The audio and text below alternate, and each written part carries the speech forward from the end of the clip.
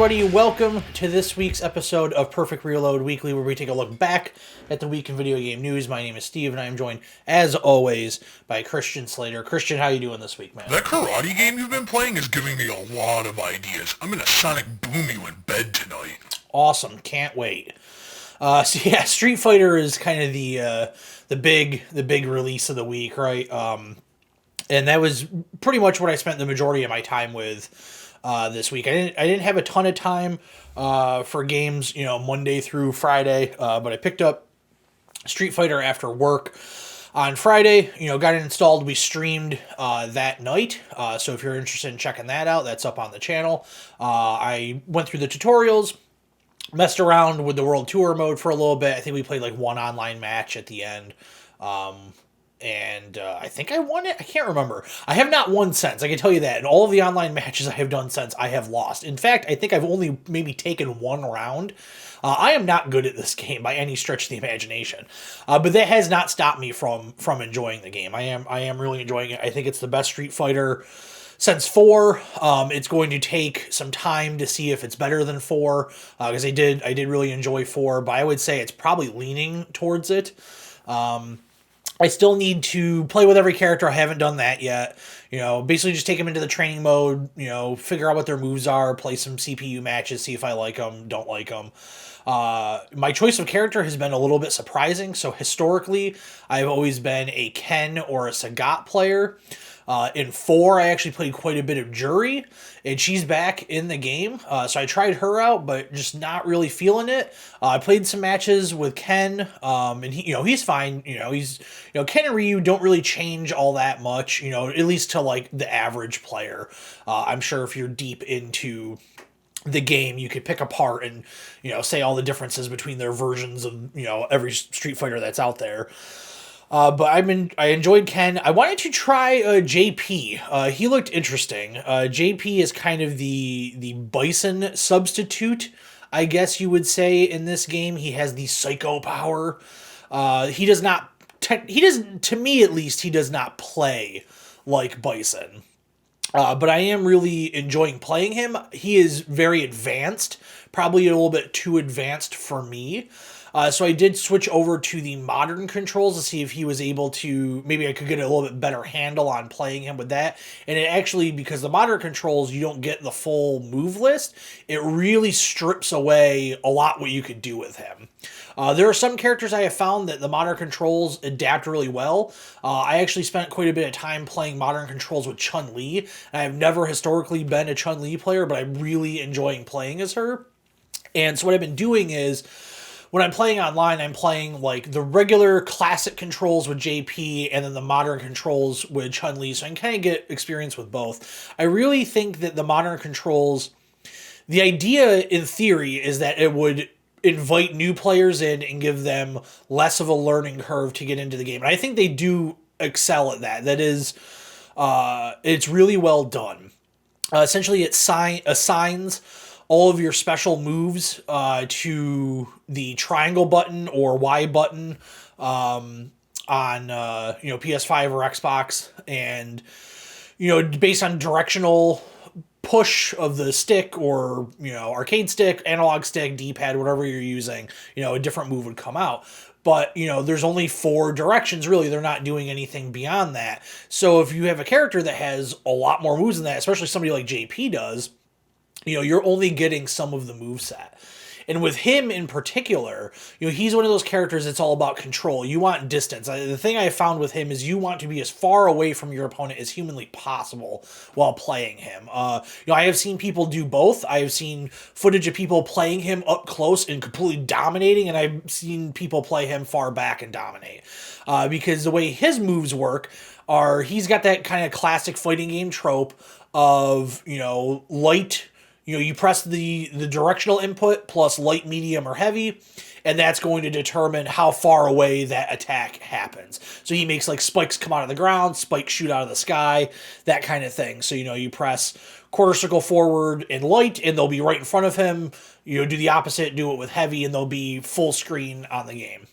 He's all about control, zoning, making that kind of neutral trap for players, and he is a lot of fun to play with. I have had difficulty learning combos for him. I kind of came up with a couple on my own that I'm sure, or probably everybody knows about. They're not that difficult to figure out. But I was just kind of seeing what works in the training mode, and I found a couple that I was like, oh man, if I could pull this off in a match, this actually deals like quite a bit of damage, and I have not been able to do it in a match. It just doesn't work out that way, So it's been a lot of fun. Even though I am losing, I feel like I'm still learning and getting better, and that's kind of the hallmark of a great fighting game is, you don't take it too hard when you lose because you're learning. So I still want to get through the rest of the characters. I know a lot of people have been talking about Minot, and how great of a character she is. I think Marissa's been another one that people have been talking about. Lily. Online, I saw a lot of Cammies. I saw a lot of people playing Cammy, so maybe there's something to do with her. I spent some time playing as Dalsum in training mode.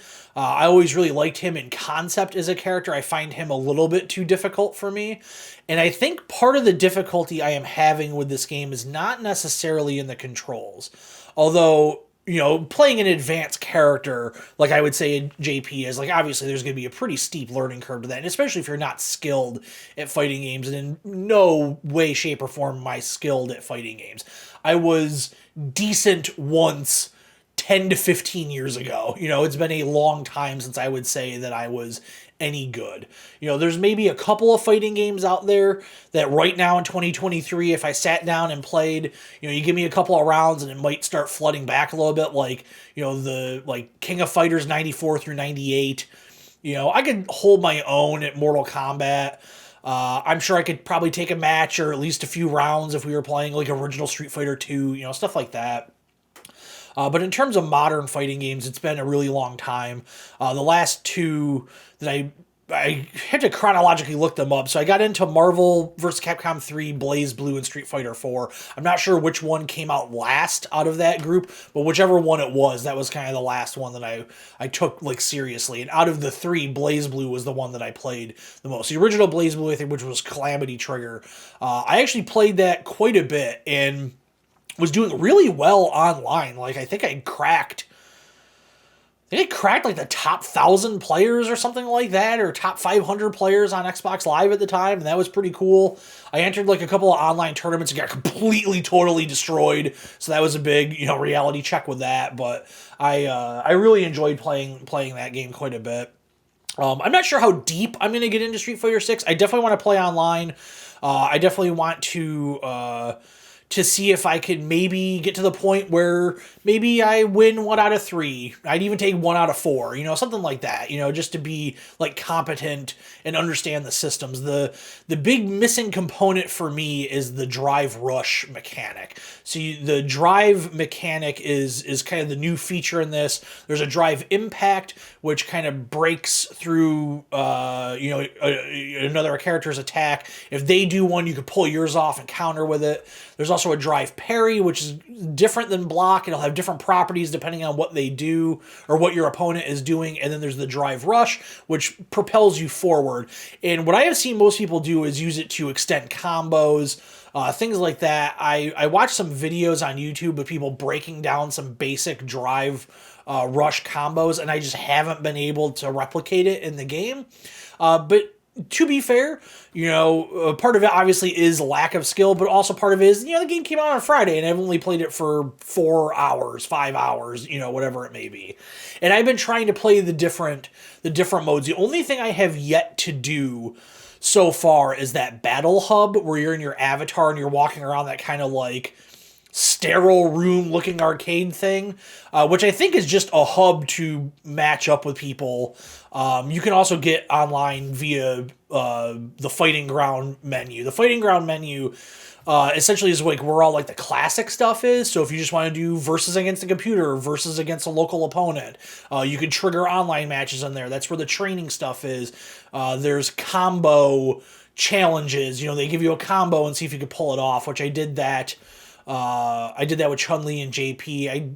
I think maybe I got a third of the way down the list before they got a little bit too hard for me to figure out. So there's a lot of content to the game, and we haven't even touched World Tour mode yet. So just like we'll keep that separate for a moment. Just for like actually fighting, playing one-on-one against people, there is a lot there. You know, the full arcade mode with the cutscenes and a little bit of story.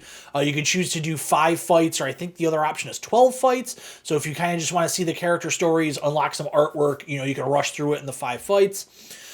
There's like I said, the combo challenges and all that. There's something else in there, like a 2-on-1 mode or something like that. I haven't messed around with that.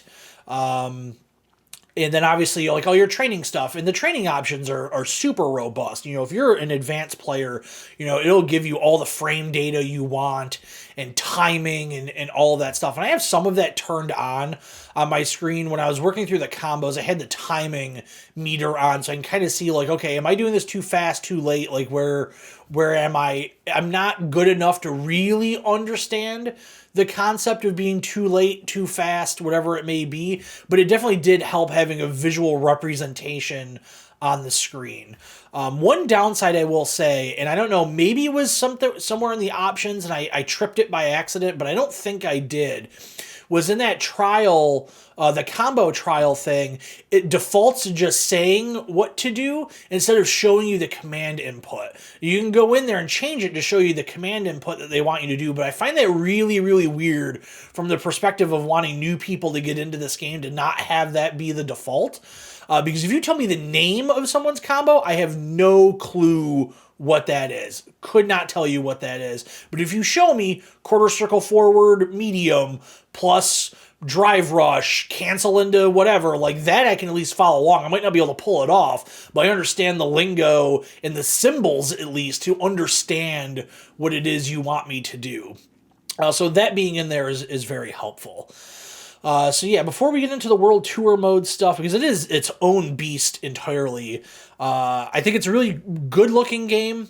When I played it on stream, I'm here in my office, and I had it on a 4K monitor. It is a 60 hertz monitor. I thought it looked fine. Being on a smaller screen, granted that screen is very close to my face. I'm only maybe about 1.5 feet away, maybe 2 feet from that monitor, and I can pull it, you know, closer if I want to. I thought it looked nice, sharp. You know, it's a very bright and colorful game. And then when I finally got it on Saturday, I got it put up on my big TV, and I want to say the game is 120 hertz. I think it does go down to 60 hertz for competitive matches, which makes sense because not everybody's going to have a 120 hertz monitor, so that makes total sense. I don't think World Tour mode is 120 hertz. It might just be like training or against the computer, the arcade mode, stuff like that. I did notice a marketable difference in smoothness during a lot of that stuff. So I think that it is kind of changing depending on what mode you are in. I will say that having it on a very nice display, it's a really, really great looking game. It's, you know, it's a shame the PS5 doesn't really have like great HDR. It doesn't have like Dolby Vision, which is a shame. I wish it did, because I think this is a game where like you would turn that stuff off when you were playing competitive. But if you're just playing against a computer or you're just screwing around in the lab, like there's nothing wrong with having this game look as nice as possible. You know, the game itself has like its own distinct visual style. You know, with 4, it had that kind of like ink blot look, you know, to it, maybe watercolor-ish look to it, which I thought was a really nice change of pace for the series. It looked good. It wasn't my favorite art style in the world, but it was different and well executed. I thought 5 looked way too much like 4. I'm sure if I looked back at it now with fresh eyes, maybe it wouldn't feel so samey as it did at the time of release. But 6 definitely has a really nice, crisp, clean art style. It has, I guess maybe the biggest visual gimmick is the drive system has sort of like a paint splatter effect kind of thing. And that's kind of, you know, I guess maybe the motif they're going for with that. I think it fits in well with the game that, you know, the menus are bright and colorful. You know, there's a lot of emphasis on creating your own character and then customizing it with different clothing options. And all of that stuff is really, really, you know, it's just a rainbow of variety. And I think that it's a good way to set Street Fighter apart from its competitors, because Mortal Kombat is always dark and dreary. Of course, that's what you expect with Mortal Kombat. It would be weird if Mortal Kombat was super bright and colorful. Tekken's always kind of been a little bit in the middle. To me, I've always thought of Tekken as a visually kind of darker in tone game. And Street Fighter's always kind of been the, let's just throw a bunch of, buckets of paint all over the walls and see what it looks like. Street Fighter is, a Gallagher show, just watermelon everywhere. And it works for it. Audio-wise, I think, the sound effects sound great. Music is fine. I haven't really paid too much attention to the music. It just hasn't really been, I don't know, what I'm thinking of when I play the game. Certainly nothing, like, offensive sounding in it, like screeching, discordant music or anything like that. It's mostly kind of like hip-hop with some rock in there. Nothing to write home about, but also nothing to be like, oh, this is awful. I will say that I have played probably about half my time in the game on mute, because this has been a good game to play while catching up on podcasts and music, or podcasts and YouTube and stuff like that. So the World Tour mode, I've been playing that on mute for the most part. There's not a lot of voice acting in it. There is some, but a lot of it is just text-based. So I guess, we'll transition over to World Tour mode, which is kind of their big thing this year. Or not this year, it makes it sound like it's a yearly release. But with Street Fighter 6, it's kind of the big thing is World Tour mode. It is, I would say, Capcom's answer to the very robust cinematic and narrative story mode that we have gotten with the last 3 Mortal Kombats, although it is presented in a very different way. I think that this is definitely Capcom saying we have to do something a little bit different with a fighting game these days. Fans want more than just playing one-on-one fights with local people, online people, or against a computer. So World Tour mode is an open world, third-person experience.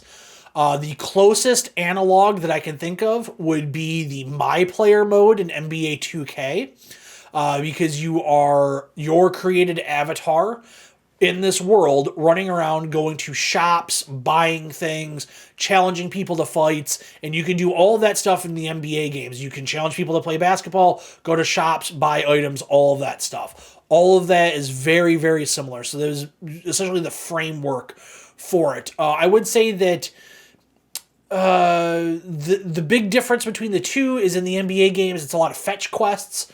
Go do this, bring it back to me, and I'll give you X, go do X and I'll give you Y in return, like that kind of thing. I haven't seen so much of that in Street Fighter World Tour yet. A lot of the missions I've been given are just go here and beat these people up, that's kind of what you are to expect. It has a system in there where you start off with the new character Luke, who is kind of being touted as like the new poster boy for Street Fighter. He's the guy in all the marketing. He's the one that's getting pushed forward. You start off with him, you learn some of his moves, and then after that, you go and meet Chun-Li, and then you learn some of Chun-Li's moves, and because you're playing this created character, you can have a combination of Chun-Li's moves and a combination of Luke's moves. And as you progress through the story, you'll meet other characters from Street Fighter and gain their moves. I believe you're also going to be able to unlock costumes, colors, maybe outfits. There is a whole online store component to this game. There are microtransactions. There's multiple forms of currency in the game. There's drive tickets, Zenny, and I think the other one is maybe just called fighter coins or something like that. The fighter coins, that is the currency that you can buy with real money. The Zenny you earn in the World Tour mode, and then drive tickets you can earn through multiple different methods. With the version of the game that I got the deluxe version, which is a little bit more expensive. I think I got 4,200 drive tickets. That essentially works out to buying 4 different colors of costumes for characters. So since I've been playing a lot of Chun-Li and a lot of JP, I use some of my drive tickets to buy different colors from those that I had unlocked already. They already have some real-world collaborations. There's like a real sneaker company that has sneakers that you can get in the game. I think I just got that for just buying the game on day one. I think if you're playing this weekend, you get it for free.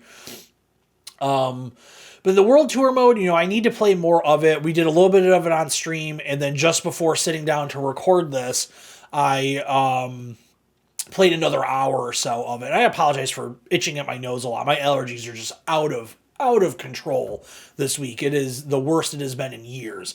So I apologize for that. But I think World Tour mode is a really, really integral part of this game, because if you are the type of person like me who is going to go online and mostly lose, even though you are having fun, at some point, no matter what, it's just human nature, at some point you're going to get a little discouraged.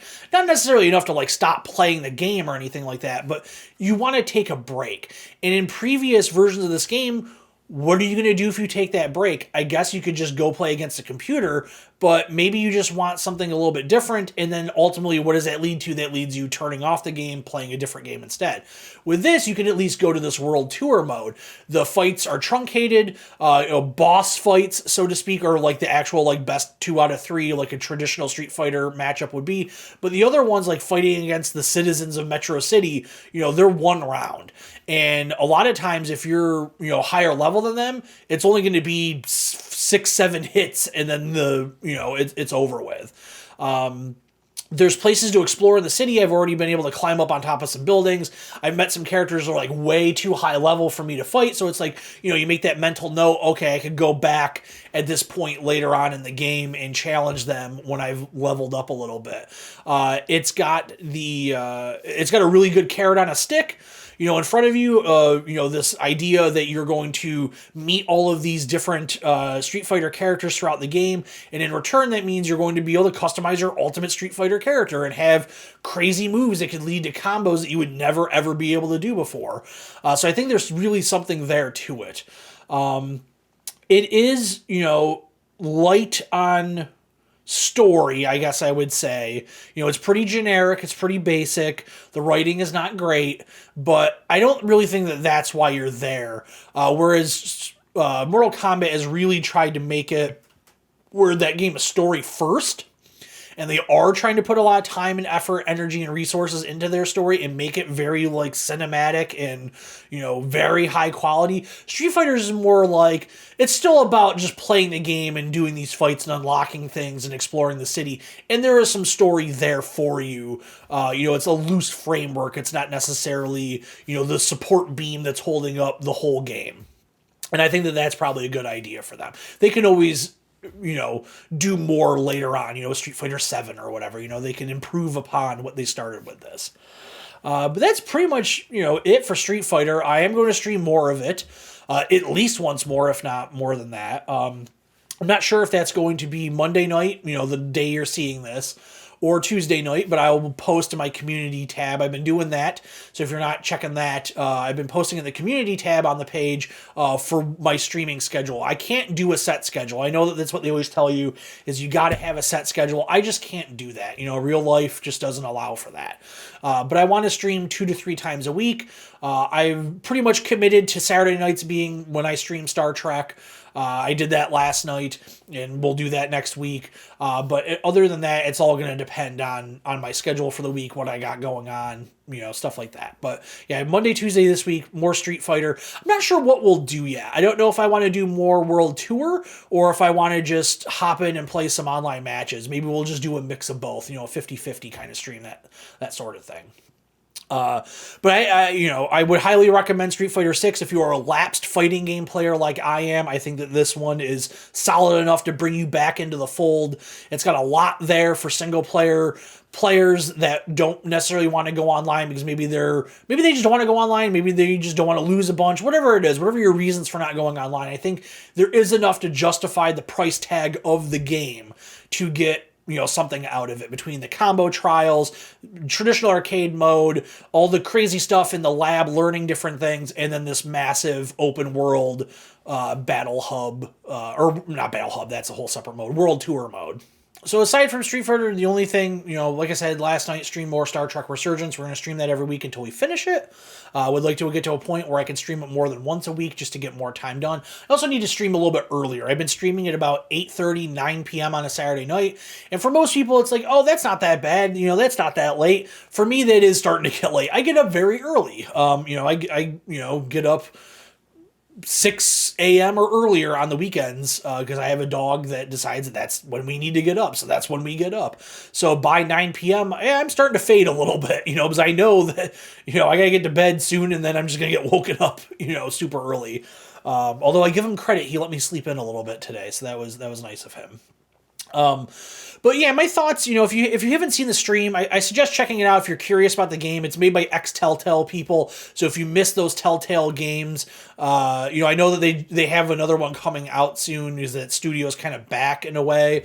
This definitely kind of picks up, from that same vein of Walking Dead, Borderlands, or Tales from the Borderlands, Wolf Among Us, all that stuff. This is kind of the next step in that. I will say, I don't think Star Trek Resurgence is necessarily on the level of a Walking Dead or Wolf Among Us. I think this game is maybe a little bit lacking. Last night, I was definitely getting a little bored with some of the more dialogue-intensive political intrigue stuff. We're a few hours into this game now, and we understand what we're doing. You understand what the mission is. You understand what you're trying to accomplish. Like, it's not vague or anything like that. It's not like Star Wars Jedi Survivor, where it took me fucking 9 hours to figure out what the plot of the game was, because that pacing was so bad. Amazing game, terrible pacing. I would say that the pacing is still bad in Star Trek Resurgence, but it's not because they're slowly drip feeding the story, like you are getting story all along the way. It is because the story they have chosen to present, the story that they have written in the game that you are getting, is just a slow burn kind of game.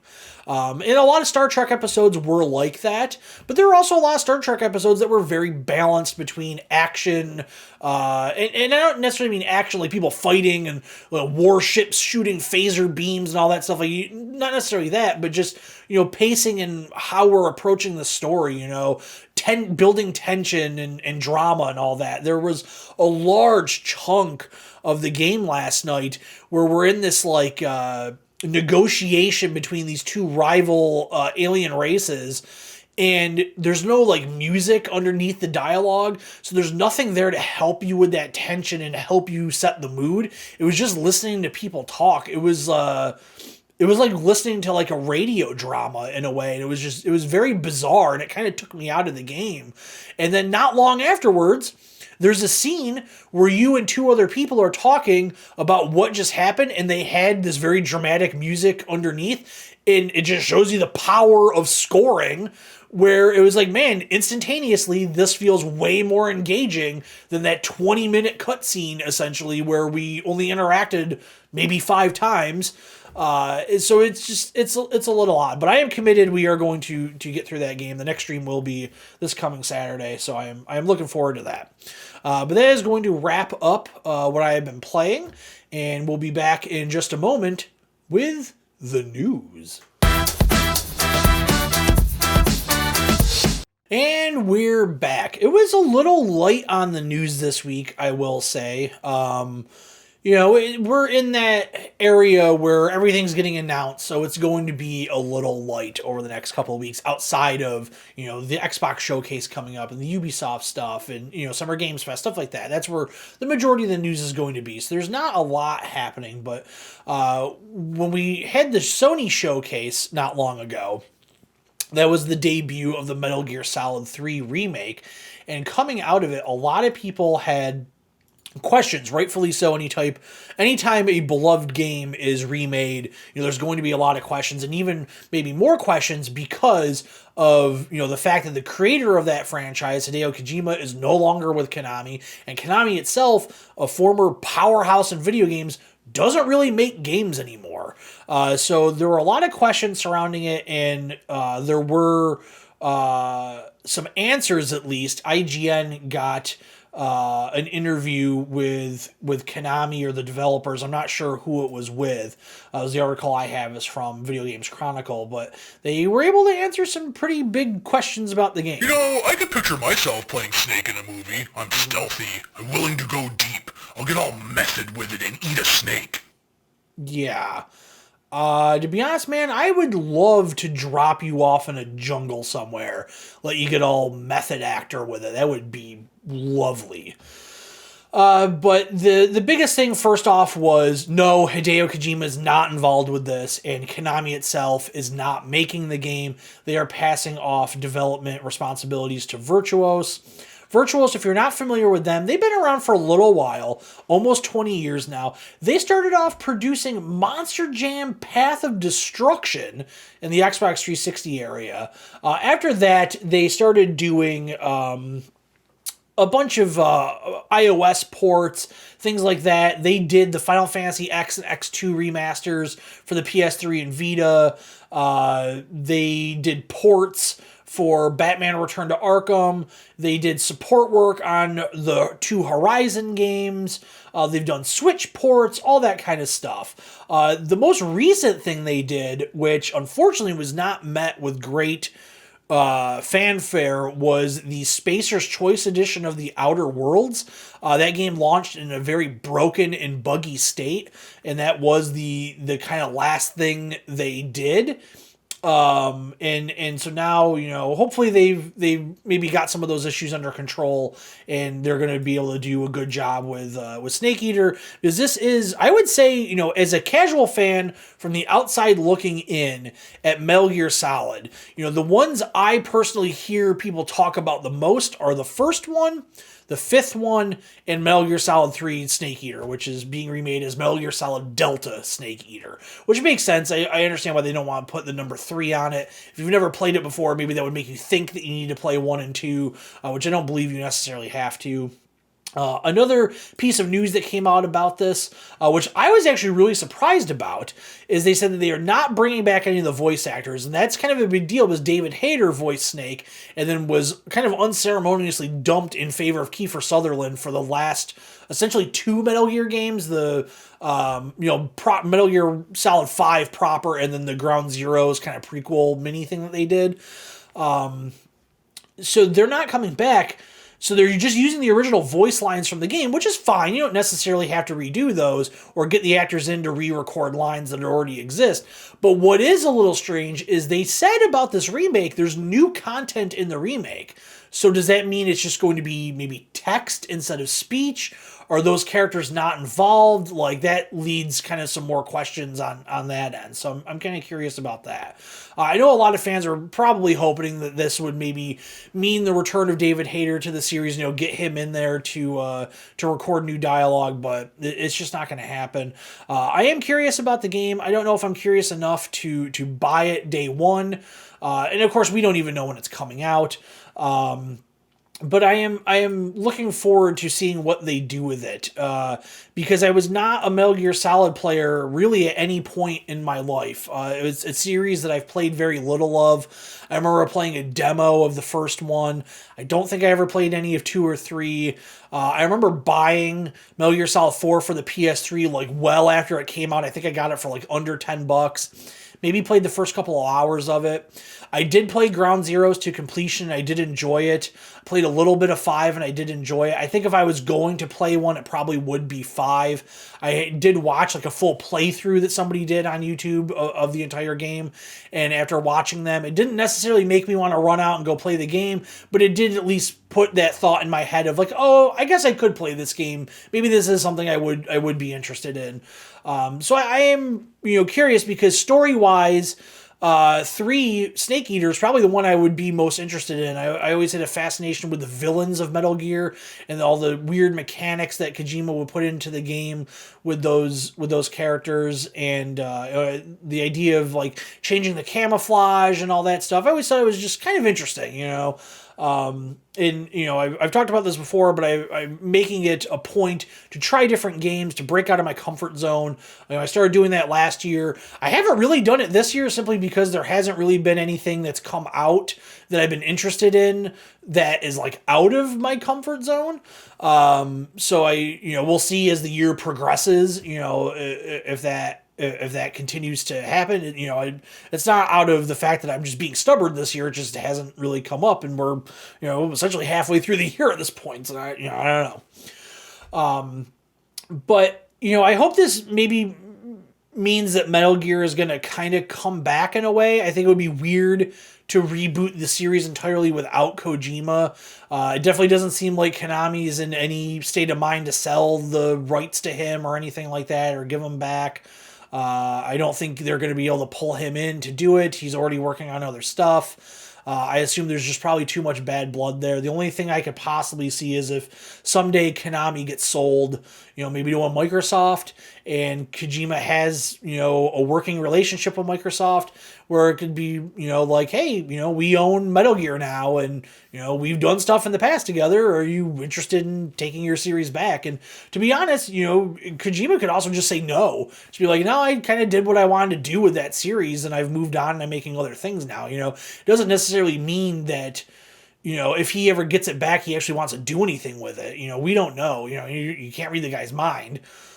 He seems pretty happy just making his weird baby bridge building games with Norman Reedus. So, I mean, if that's what he wants to do, more power to him, man. He's doing weird stuff. And, I've said it before on the show, video games need weird games. The industry needs weird stuff, and he's certainly doing it. So next up on the list is that the exodus following the disastrous launch of Cyberpunk 2077 is continuing, as the director of the game, Matthias Kanek, he was also the co-director of The Witcher 3. He has left to start a new studio called Blank. He is taking some executive producers along with him. He is the second person to do this, as Konrad Tomaskowski, who was The Witcher 3's director and head of production on Cyberpunk, has already broken away from CD Projekt Red, started a studio called Rebel Wolves. Matus's studio, the new studio, is called Blank, and he's looking to staff up right now. There was a very, PR-focused, positive news story going around this week. It doesn't surprise me that people that worked on Cyberpunk and were working at that kind of era, that Witcher 3 to Cyberpunk era of CD Projekt Red, want to get out of there. It's not surprising in the least. Man, he couldn't wait to get out of that cyberspace piss world. Yeah, exactly, man. You hit the nail on the head. That was I would wager to say that Cyberpunk might be the most disastrous game launch, I don't know if I would say of all time, but I am struggling to think of something that was harder hit than that. I'll say this, I guess, at the very least. I think Cyberpunk was the worst game launch of probably the past 23 years, since the beginning of the century. I think it has been the most difficult game launch. That game was hyped so much, they essentially lied to the public, which, there's always trailers that make the game look better than it actually is. I know the initial, Watch Dogs trailer is a really big example of that. But Cyberpunk they really did a bang-up job of just lying to people. Talking about features that were never going to be in the game, showing trailers that were cobbled together of footage that wasn't even indicative of the build of the game that they were actually developing at the time, showing things that were never going to be in the game, talking about features that were never going to be in the game. They had years to make this game, and it really, the developers have come out since then and said, they announced the game 7-8 years ago, but we only had a year and a half to really make this game. It was so horribly done, and the negative backlash from it, which was deserved, no doubt about it. They deserved everything that they got, with people wanting refunds. Think about it. Sony took the game down. Sony just straight up told people, you can't buy this game right now. If you want to go out and buy a physical version, you can, but think of a more stern message from a company. Microsoft put a warning on the game. They never pulled it from Xbox Marketplace. And that, I think that more has to do, Sony, one of the reasons why Sony did pull it was because of the whole refund thing. CD Projekt Red was like, yeah, just tell Sony you want a refund, they'll give you one. And they never gave a heads up to Sony that they were going to blast that out to all their Twitter followers and send out press releases about it. So I'm not surprised that Sony did it. But I mean, think about the last time that you saw a hugely marketed game that had commercials on television, commercials before digital programming, stuff on YouTube, billboards, magazine ads, like everything. This game was inescapable. Think about the last time that a game like that came out with all the hype, with all the pomp and circumstance, having Keanu Reeves come out and promote the game at E3, getting hype to the most maximum level possible. These really well done trailers that showed off things you were never going to be able to do in the game. And then to have it come out and be so broken and so poor in quality that the system manufacturers have to put a warning on your store page saying, hey, you probably shouldn't buy this game because it's essentially unplayable. The amount of refunds that they had to give, the stock hit they took over in Poland, the amount of apologies. I mean, it's a meme at this point. Every time you get those Twitter images with the company's, masthead at the top and the game's logo, and it starts off with, we're very sorry, we recognize this, we understand this, our apologies. Like, it's become so tired over the past couple of years, and really, it kind of started with Cyberpunk. You would see those yellow images that stood out, very clear amongst all the junk and clutter on the internet. And you see that yellow square and you're like, oh, Cyberpunk's delayed again. Or, oh, the patch didn't work. Or we patched it and it broke in a different way. And I'll give them credit. They've definitely done their best to turn public perception of the game around. There is a very anticipated DLC that is coming out seemingly this year. They said that they're going to have it at Summer Games Fest. I assume that if they are having it at Summer Games Fest and they are planning for a fall or winter release this year, maybe they say spring, who knows. But it at least is at the point now where it's coming soon, They ended up having to cancel their multiplayer component. It's been a wild ride over there, and it's difficult because those people that work at CD Projekt Red, Poland, there are game developers in Poland, but there's only so many.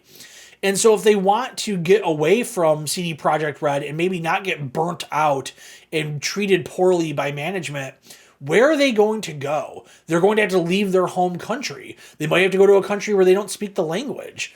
It's tough. So it does not surprise me that these people that worked on these games are opening new studios and giving people some options, over in Poland to work. Because, as bad as the launch was for Cyberpunk, and there are some problems in that game that no patch could fix, that no update could fix, the one thing you can't say is that they don't have interesting ideas.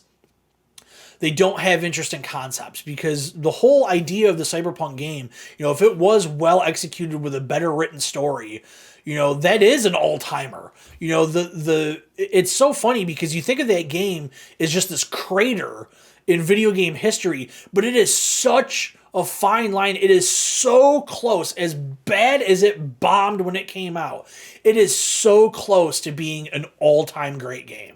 Like, you can see it. You play that game and it's like when you have that thought on the tip of your tongue and you can't spit it out. It's so close to being amazing.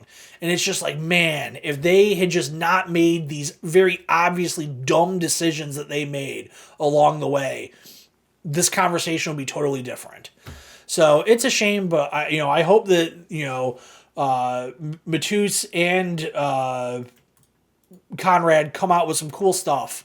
I hope they do well. I don't think, the article here says that they're trying to, for the Studio Blank, trying to get 60 people working there. They're obviously not aiming for the heights of a Witcher 3 or a Cyberpunk. They just want to, I think they're at the point now where they probably just want to put out a solid game. It doesn't need to be a multi-million dollar budget AAA title. They just want to put out solid games, and I commend them for that. All right, so next up is kind of a surprising one. The Meta Quest 3 has been announced, the next headset from Meta. This is formerly the Oculus Quest. If you're not familiar with the fact that they changed over, yeah, so it's gonna be $500 for a 128 gig headset. There's gonna be an additional storage option as well, and essentially the elevator pitch, higher resolution, stronger performance, slimmer, more comfortable headset, yada yada yada, all the stuff you would expect a headset manufacturer to say. All these different ways to get jacked in, but where are the games to jack off with? Awesome. Yes. I mean, we don't use that kind of language on the show, Christian. But yes, he's not wrong. It's after seeing the launch of the PlayStation VR 2 headset, which again, great tech, amazing headset, very comfortable to wear. People that own it say it's one of the best headsets ever designed. But where are the games? And then on top of that, with the Meta Quest thing in particular, they just jacked up the price of the Quest 2. And get this, they're bringing it back down to where it used to be now that the Quest 3 is coming out, which is just so bizarre. Like, it's so odd. They had just done that change less than a year ago. And less than a year ago, you knew that you were making this headset. You knew that it was going to be coming out. I don't know. I just don't get it. I think VR is super cool. I really, truly do. I had a Quest at one point. I had a Quest. The original one is the one that I had. I don't think I had a Quest 2. And I really enjoyed it. I really, truly did. I thought there were some really amazing experiences on that headset. I had some downsides to it. My computer at the time wouldn't necessarily run things great, especially because the Quest was a little bit of an underpowered headset, because remember, this was the one that's designed to be able to play untethered. Eventually they came out with a cable where you could connect it to your PC and play the traditional, more powerful VR experiences, which I did. But I always had some problems. They never ran 100% right. That could have been an issue on my end. I think it was maybe an issue with you were trying to push that headset to do a little bit too much. And from what I heard, they kind of solved that over time. And that's also one of my issues with the PlayStation VR headset, is a lot of these amazing experiences on VR are PC specific, unfortunately. The last I checked, I don't believe that you can do the virtual reality Google Maps on the PlayStation headset. And that was one of the coolest things I ever did, to be able to, go around the world. And they even over time had like VR specific points where you could go there and the quality will be a little bit better. There was like the thing where you got to go onto like the International Space Station. National Geographic put out a bunch of stuff. And these were things that were just never available on the PlayStation headset. And they really needed to be. So I understand the appeal of having a Meta headset or a Valve Index or something like that. I get it. There's way more in terms of options of gameplay or games to play, and also just experiences. Not necessarily things that are games, but that are experiences. You just get so much of that more via a PC linked headset, whether it's linked realistically with an actual cord or, just that PC kind of platform. Because you were able to sideload stuff onto the Quest. Like, you were able to get, non-Quest store games to run. Like, you could get it to run Steam and buy VR games on Steam and have them play on there. But the PlayStation VR 2 library is just so small. And it's really showing at this point that, yes, this technology is amazing. If you experience it, it is amazing. But people need stuff to do on it. So to see that there's a new Meta Quest headset coming out, cool, great. It's going to have this big library of games. But really, why at this point? Because it's not going to run those games and experiences better. They already run perfectly fine on the headsets we have.